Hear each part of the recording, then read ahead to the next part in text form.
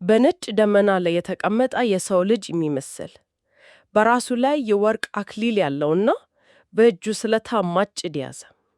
ይህ በራእይ መጽሐፍ 14 ላይ የሚገኝ በጣም አእምሮ ውስጥ የሚቀር ምስል ነው። እውነት ነው። እና ብዙዎቻችን ይሄንን ስንሰማ ወደ አእምሯችን የሚመጣው አንድ ነገር ነው፣ የዓለም መጨረሻ። አዎ፣ አንድ ትልቅ ክስተት። ልክ ነው። አንድ ግዙፍ ሁሉንም ያካተተ የመጨረሻ ፍጻሜ። ነገር ግን ዛሬ በእጃችን ያሉት ምንጮች እንደሚሉት ታሪኩ ከዚያ እጅግ በጣም የተወሳሰበ ነው። በጣም ትክክል ነሽ። ምንጮቹ የሚያቀርቡት ሐሳብ ይሄ መከር የምንለው ነገር አንድ ቀን ድንገት ተነስቶ የሚከናወን ነጠላ ክስተት ሳይሆን በጥንቃቄ የተደራጀ ተለያዩ ደረጃዎችና ጊዜያት ያሉት ሂደት መሆኑን ነው። ልክ እንደ አንድ ድራማ በተለያዩ መጋረጃዎች የተከፈለ ነው የሚሉት። በትክክል። እና የዛሬው ጥልቅ ውይይታችንም እነዚህን ደረጃዎች በመመርመር ላይ ነው የሚያተኩረው። በምንጮቹ አገላለጽ 3 ዋና ዋና የመከር አይነቶች አሉ። 3? አዎ፣ የበኩራት መከር፣ የእህል መከር እና በጣም የሚገርመው ደግሞ የቃርሚያ መከር። የቃርሚያ መከር የሚለው ራሱ በጣም አስገራሚ ነው። እሺ፣ እንግዲያው የመጀመሪያውን መጋረጃ እንግለጥ። ራእይ መጽሐፍ 14 ራሱ 2 የተለያዩ የመከር ምስሎች ጎን ለጎን ያስቀመጠ። አዎ፣ ይህ ንጽጽር የውይይታችን መሰረት ነው። አንደኛው የሰላም ሲሆን ሌላኛው በጣም የፍርሃት ይመስላል። ልክ ነው። ከቁጥር 14 ጀምሮ ያለው ክፍል መግቢያ ላይ የጠቀስሽውን ምስል ያሳያል። የሰው ልጅ በደመና ላይ ሆኖ የበሰለን የምድርን እህል በማጭዱ ሲሰበስብ። ይሄ ምስል ያው ጥንቃቄን፣ እንክብካቤን፣ የበሰለን ፍሬ ወደ ጎተራ የማስገባትን ሂደት ያሳያል። ሰላማዊ ምስል ነው። በትክክል። ነገር ግን ወዲያውኑ በዚሁ ምዕራፍ ውስጥ የትዕይንቱ ድባብ ሙሉ በሙሉ ይቀይራል። ልክ ሰላማዊ ሙዚቃ እየሰማን ድንገት ወደሚያስደነግጥ የውጊያ ድምፅ እንደተቀየረ ያህል ነው። አዎ፣ ሌላ መልአክ መጥቶ የተለየ መከር ያከናውናል። እህልን ሳይሆን የምድርን ወይን ነው የሚሰበስበው። እና የሚጥለው ደግሞ ጎተራ ውስጥ አይደለም። በፍጹም በታላቁ የእግዚአብሔር የቁጣ ወይን መጥመቂያ ውስጥ ነው የሚጥለው። ውጤቱም እጅግ አስደንጋጭ ነው። ከወይን መጥመቂያውም ደም ወጣ፣ እስከ ፈረሶች ልጓምም ድረስ ከፍ አለ ይላል። በጣም አስፈሪ ምስል ነው። እና እነዚህ 2 ምስሎች አንዱ የእህል መሰብሰብ ሰላማዊ ምስል እና ይሄ የወይን መጭቅየት አሰቃቂ ምስል እጅግ በጣም የተራራቁ ናቸው። ምንጮቹ ለምን በአንድ ምዕራፍ ውስጥ ጎን ለጎን እንደተቀመጡ ያብራራሉ። አዎ ያብራራሉ። እና ይሄ አጋጣሚ ነገር አይደለም፣ ሆነ ተብሎ የተቀመጠ ንጽጽር ነው ይላሉ። ዓላማው ምንድን ነው? ሁለቱ መከሮች 2 የተለያዩ ፍጻሜዎችን ያመለክታሉ። የእህሉ መከር የጻድቃንን መሰበሰብና መዳን ሲያመለክት፣ የወይኑ መከር ደግሞ በክፉዎች ላይ የሚደርሰውን የመጨረሻ ፍርድ ያሳያል ማለት ነው። በትክክል የመጨረሻና ከባድ ፍርድ። ስለዚህ በአንድ ምዕራፍ ውስጥ እግዚአብሔር በአንድ በኩል አዳኝ፣ በሌላ በኩል ደግሞ ፈራጅ መሆኑን ለማሳየት የቀረበ ነው። ይህ ማለት ታዲያ የወይኑ መከር በራእይ መጽሐፍ ውስጥ በሌሎች ቦታዎች የተገለጹትን እንደ 7ቱም መቅሰፍቶች ያሉትን የፍርድ ክስተቶች ያጠቃልላል? አዎ፣ ምንጩ ይህንን ሐሳብ ያቀርባል።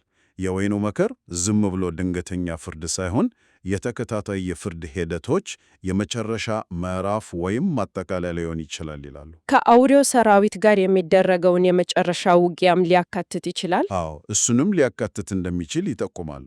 ስለዚህ አንዱ ጥንቃቄ የተሞላበት የመዳን መሰብሰብ ሲሆን፣ ሌላኛው ደግሞ የቁጣና የፍርድ መጨቃየት ነው። እሺ፣ ይህ እንግዲህ የሳንቲሙ አንዱ ገጽታ ነው፣ የፍርዱ።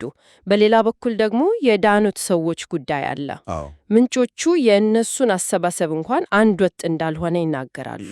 ቅድም የበኩራት መከር የሚል ቃል አንስተሃል። በኩራት የሚለው ቃል በራሱ ያው ልዩነትንና ቀዳሚነትን ያመለክታል። ልክ ነው። ይህን የቪአይፒ ደረጃ የሚያገኙት እነማን ናቸው? ምንጩ ይህንን ሲተነትን በኩራቶቹ ቸት ዮልሜ ተራ አማኞች ሳይሆኑ ልዩ መስዋዕትነት የከፈሉ እንደሆኑ ይገልጻል። እነሱም ሰማዕት ምስክሮች ሱንጊዎች እንግንድል ናቸው። ሰማዕታት? አዎ። ይህም ማለት ለእግዚአብሔርና ለእምነታቸው አላቸውን ፍቅርና ታማኝነት እስከ ሞት ድረስ በተግባር ያሳዩ ናቸው። ልክ በብሉይ ኪዳን የበኩራት ምርት ለእግዚአብሔር በልዩ ሁኔታ እንደሚቀርቡ ማለት ነው። በትክክል። እነዚህም በመንፈሳዊው ዓለም የመጀመሪያውና የከበረው መከር ተደርገው ይቆጠራሉ። ይሄ በጣም ከፍተኛ መስፈርት ነው። ለምንድን ነው እንዲህ ያለ ልዩ ክብር ለሰማዕታት ብቻ የተሰጠው? ይህ አካሄድ ሌሎች በታማኝነት የኖሩ ነገር ግን ለሰማዕትነት ያልበቁ አማኞችን እንደ ሁለተኛ ዜጋ እንዲሰማቸው አያደርግም? በጣም ጥሩ ጥያቄ ነው። ምንጮቹ ይህንን የሚያብራሩት ከሽልማትና ከክብር አንጻር ነው። እንዴት? ሁሉም አማኞች ይድናሉ፣ ነገር ግን እንደየመስዋዕትነታቸው መጠን የክብራቸው ደረጃ ይለያያል። የመጀመሪያው ታማኝነት ፈተና ትልቁ የፍቅር መግለጫ ተደርጎ ስለሚታይ የስ ሽልማቱም ከፍ ያለው ይሆናል። አዎ፣ የተሻለው ትንሣኤ ተብሎ የተገለጸውም ለዚህ ነው። ስለዚህ ሌሎቹ ዋጋቸው ዝቅተኛ ሆኖ ሳይሆን የሰማዕታቱ ክብር ከፍ ያለ ሆኖ ነው የሚታየው። የተሻለው ትንሣኤ የሚለው ሐሳብ ራሱ አስገራሚ ነው። ይህ ማለት ትንሣኤም ደረጃ አለው ማለት ነው። ምንጩ የሚለው እንደዛ ነው። የዚህ የበኩራት መከር ጊዜ ውስጥ መቼ ነው የሚሆነው? ሰባተኛው መለከት ሲነፋ ነው። ይህ የመጀመሪያው ትንሣኤ ተብሎ የሚጠራ አይደል? አዎ ልክ ነው። በዚህ ጊዜ በሰማዕትነት ያለፉት ቅዱሳን ከሞት ይነሳሉ። አካላቸው ይለወጣል። በደመናም ተነጥቀው በሰማይ ከጌታ ከኢየሱስ ጋር ይገናኛሉ። ከዋናው መከር በፊት የሚከናወን ልዩ ክስተት ነው ማለት ነው። በትክክል። ስለዚህ የጻድቃን መሰብሰብ እንኳን አንድ ወጥ አይደለም። ቅደም ተከተልና የክብር ልዩነት አለው። እንግዲህ አሁን ወደ ብዙሃኑ አማኞች እንምጣ። አዎ በሚሊየን ምናልባትም በቢሊየን የሚቆጠሩ በእምነታቸው ጸንተው የኖሩ ነገር ግን ለሰማዕትነት ያልታደሉ ሰዎች የእነሱ ዕጣ ፈንታ ምንድን ነው? እዚህ ላይ ነው እንግዲህ ሁለተኛው የመከር አይነት የእህል መከር የሚገባው። እሺ፣ ምንጩ እነዚህን አማኞች አጠቃላይ ቅዱሳን በማለት ይጠራቸዋል። የእነሱ መሰበሰብ ወይም ትንሣኤ የሚሆነው ከበኩራቶቹ መሰበሰብ እጅግ በጣም ዘግይቶ ነው። ቆይ፣ እጅግ በጣም ዘግይቶ ስትል ምን ያህል ጊዜ ነው? በመካከላቸው ያለው የጊዜ ልዩነት ምን ያህል ነው? ምንጮቹ በሚሉት የጊዜ ልዩነቱ 1000 ዓመት ነው። 1000 ዓመት? አዎ። ይህ የእህል መከር የሚከናወነው ከ1000 ዓመት መንግሥት በኋላ በታላቁ ነጭ ዙፋን ፍርድ ጊዜ ነው። ከራእይ ምዕራፍ 20 ላይ የተጠቀሰው ማለት ነው። ልክ በዚያ ሥልጣን ባለው ዙፋን ፊት ሙታን ሁሉ ትልቁም ትንሹም ይቆማሉ። መጽሐፍትም ይከፈታሉ። ሌላ መጽሐፍም ይከፈታል። እሱም የሕይወት መጽሐፍ ነው። እና ሙታንም በስራቸው መሰረት ይፈረድባቸዋል። አዎ፣ በመጽሐፍቱ ላይ በተመዘገበው ስራቸው መሰረት። ስለዚህ የሁሉም አጠቃላይ ፍርድ በዚያን ጊዜ የሚከናወነው፣ የሰማዕታቱ ግን ቀድሞ አልፏል ማለት ነው። በትክክል ሰማዕታቱ በ1000 ዓመቱ መንግሥት ከክርስቶስ ጋር ይነግሳሉ። ነገር ግን የአጠቃላይ ቅዱሳን የመጨረሻ ዕጣ ፈንታ የሚወሰነው በዚህ የታላቁ ነጭ ዙፋን ፍርድ ጊዜ ነው። እና ስማቸው በሕይወት መጽሐፍ ውስጥ የተገኘ ሁሉ የሕይወት ትንሣኤ ያገኛል። እነዚህም ናቸው የእህል መከር ተብሎ የተገለጹት። ስለዚህ በበኩራት መከር እና በእህል መከር መካከል ያለው ልዩነት የጊዜ ብቻ ሳይሆን የምክንያትና የክብርም ጭምር ነው። በፍጹም አንደኛውን ለልዩ መስዋዕትነት የተሰጠ ቀዳሚ ክብር ሲሆን፣ ሌላኛው ደግሞ በእምነት የጸኑ ሁሉ የሚካፈሉት የመጨረሻው አጠቃላይ ትንሣኤ ነው። እሺ፣ እስካሁን ያለው ምስል ግልጽ እየሆነ መጥቷል። የቪአይፒ ቡድን አለ፣ ሰማያቱ። ከዚያም ከ1000 ዓመት በኋላ የሚመጣው አጠቃላይ ቡድን አለ፣ ሌሎች አማኝ። አዎ፣ ታሪኩ እዚህ ላይ የሚያልክ ይመስላል። ነገር ግን ምንጮቹ እዚህ ላይ አያቆሙ። በጣም ያልተለመደና አስገራሚ የሆነ ሶስተኛ ምድብ ያነሱ። ልክ ነው። ይኸውም የቃርሚያ መከር ኢሳክ ቹብቂቹሱ የሚለው ነው። ቃርሚያ የሚለው ቃል ራሱ በጣም የሚገርም ነው። እና ማናቸው እነዚህ የተቃረሙት? ይህ በእርግጥም ምንጩን የሚያቀርበው እጅግ ጥልቅና ልዩ ትንታኔ ነው። ቃርሚያ የሚለው ቃል የመረቱት ዋናው የመከር ሂደት ውስጥ ያልተካተቱ ነገር ግን መዳን የሚገባቸውን ልዩና ውስብስብ ጉዳዮችን ለማመልከት ነው።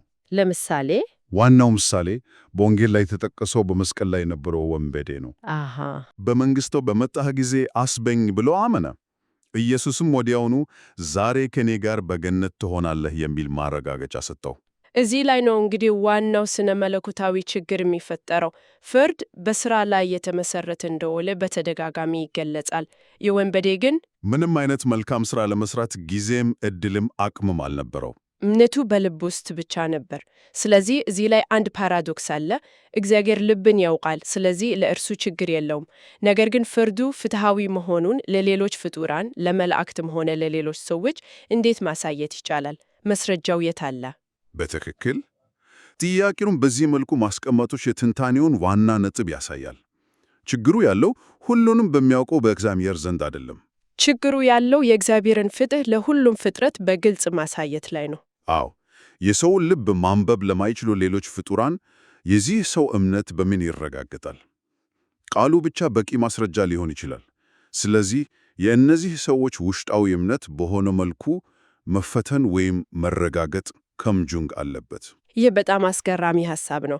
የእግዚአብሔር ፍርድ ለፈጣሪ ሳይሆን ለፍጡራን ግንዛቤ ሲባል ይፋዊ ማረጋገጫ ሂደት ያስፈልገዋል ማለት ነው። አዎ። ታዲያ ይህ ማረጋገጫ በተግባር እንዴት ሊከናወን ይችላል? ምንጩ ምን አይነት መላምት ነው የሚያቀርበው? ምንጩ አንድ በጣም ምክንያታዊ የሆነ መላምት ያቀርባል።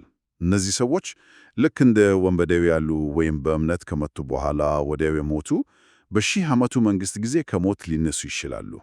እሺ። ከዚያም በሺህ ዓመቱ መጨረሻ ላይ ሰይጣን ከእስራቱ ለአጭር ጊዜ ሲፈታና ለመጨረሻ ጊዜ ዓለምን እንዲፈቱን ሲፈቀድለት እነዚህ ሰዎችም ያንን ፈተና ይጋፋታሉ። አሃ። ስለዚህ በዚያ ፈተና ውስጥ በሚያሳዩት ምላሽ በሕይወት ዘመናቸውን ለማሳየት ዕድል ያላገኙት እውነተኛ እምነታቸው ለሁሉም ፍጥረት በድርጊት ይገለጻል ማለት ነው። ምንጩም ያስቀመጠው ሐሳብ የሆነው በዚያ መጨረሻ ፈተና ውስጥ ጸንቶ በመቆም በልባቸው የነበረው እምነት በውጫዊ ድርጊት ይረጋገጣል። ይህ በሚሆንበት ጊዜ ኢየሱስ በመስቀል ላይ የሰጠው ውሳኔ ምን ያህል ትክክል እንደነበር ለሁሉም ግልጽ ይሆናል ማለት ነው። አዎ፣ የፍርዱ ግልጽነትና ፍትሐዊነት ይረጋገጣል። ይህ በጣም ጥልቅ ትንታኔ ነው። ነገር ግን አንድ ግልጽ መሆን ያለበት ነጥብ አለ። ምንጩ ራሱ የቃርሚያ መከር የሚለው ቃል በቀጥታ ከመጽሐፍ ቅዱስ የተወሰደ እንዳልሆነና የራሱ ገለጻ መሆኑን አምኗል አይደል? አዎ፣ ይህንን በግልጽ ያስቀምጣል። በጣም አስፈላጊ ነጥብ ነው። ምንጩ ጸሐፊ ይህ የራሱ ገለጻ መሆኑን በማመን የቃሉ ምርጫ ሳይሆን ከጀርባው ያለው ጽንሰ ሐሳብ ነው ዋናው ይላል። ሌሎች ስሞችንም ጠቁሟል አይደል? አዎ፣ ሐሳቡን የበለጠ ግልጽ ለማድረግ እንደ የልብ ማረጋገጫ መከር፣ ማምቆም ጅንችሱ ወይም የእምነት ማረጋገጫ መከር፣ ሚድም ዋጊንችሱ ያሉ ሌሎች ገላጭ ስሞችንም ይጠቁማል። የሚያሳየው የሂደቱ ዋና ዓላማ የእምነትን እውነተኝነት በይፋ በማሳየት መለኮታዊ ፍትሕ ማረጋገጥ መሆኑን ነው። በትክክል። እንግዲህ የዛሬውን ውይይት ስናጠቃልል አንድ ግልጽ የሆነ ምስል እናገኛለን። ከመጀመሪያው ሐሳባችን በተቃራኒ የመጨረሻው መከር አንድ ወጥ ክስተት ሳይሆን እጅግ ውስብስብ፣ በደረጃ የተከፈለና ረጅም ጊዜ የሚወስድ ሂደት ነው። በፍጹም። ከአንድ ነጠላ ምስል ጀምረን ከሺህ ዓመታት በላይ የሚጓዝ አንድ ትልቅ ድራማ ላይ ደርሰናል። ሂደቱ የተለያዩ ቡድኖችን በተለያየ መንገድና ጊዜ እንደሚያስተናግድ ተመልክተናል። በመጀመሪያ ልዩ ክብር ያላቸው ቀዳሚዎች በኩራቶች አሉ፣ ሰማያቱ። አዎ፣ እስከ ሞት ድረስ በመታመን ትልቁን መሥዋዕትነት የከፈሉት። ከነሱ በኋላ በሺህ ዓመት ልዩነት ዋናው የእህል ክምር አለ። ይህም በታላቁ ነጭ ዙፋን ፍርድ ጊዜ የሕይወት ትንሣኤ የሚያገኙትን አጠቃላይ ቅዱሳንን ያካትታል። ልክ ነው።